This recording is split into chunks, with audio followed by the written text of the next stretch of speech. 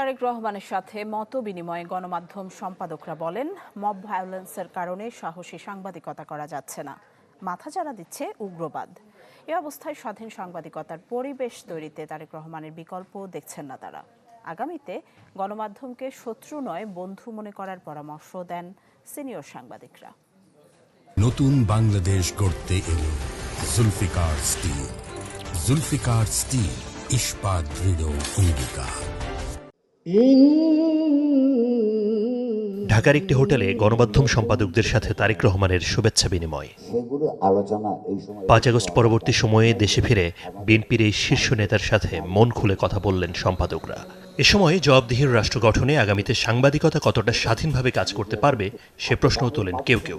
বলেন, গণতান্ত্রিক দেশের জন্য স্বাধীন সাংবাদিকতার বিকল্প নেই।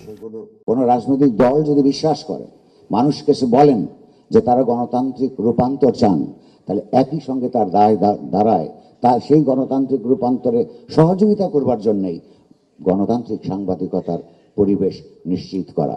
আমরা গণতন্ত্র চাই, স্বাধীন সাংবাদিকতা চাই এবং সুশাসন চাই।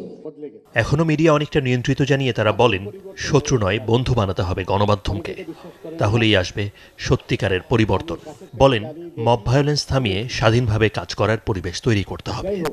বিশিষ্ট লোকজন আপনাকে যা বলেছে এটাই আপনি শুনেছেন, এবং এখন যারা মিডিয়ার নতুন বন্ধুরা আপনাকে যেটা বলছে সেটাই আপনি শুনছেন, এবং সেটাই আপনি মনে করছেন এটাই বাংলাদেশের 17 বছরের ইতিহাস।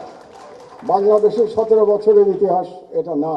মিডিয়া অফিসে যখন আগুন দেয়া হয়, সংবাদপত্র অফিসে যখন আগুন দেয়া হয়, তখন কিন্তু আমার ভাবতে কষ্ট লাগে যে আমরা জাহান্নামে আছি না বেহেশতে আছি। তারেক রহমান সাহেব যদি ক্ষমতা আসেন, তাহলে উপস্থিত সাংবাদিকদের যে পরিবার আছেন এবং যারা আছেন তাদের পেনশনের ব্যবস্থা করবেন সর্বজনীন সরকারের আইনের ভিত্তিতে। এ সময় বিএনপি মহাসচিব মির্জা ফখরুল ইসলাম আলমগীর বলেন, কঠিন সময়ে দেশে ফিরেছেন তারেক রহমান। এবার একটা উদারপন্থী গণতান্ত্রিক রাষ্ট্র বিনির্মাণের আশা দেখছে গোটা জাতি। বেশ কঠিন সময়ে আমাদের নেতা জনাব তারেক রহমান বিদেশ থেকে দেশে এসেছেন। সমগ্র দেশের মানুষ এক বুক ভরা প্রত্যাশা নিয়ে তার দিকে তাকিয়ে আছে। আশান্বিত হয়েছে এই জন্যে যে এবার একটা সুযোগ সৃষ্টি হবে, সত্যিকার অর্থেই একটা উদারপন্থী গণতান্ত্রিক একটা ব্যবস্থা আমরা এখানে সৃষ্টি করতে পারব।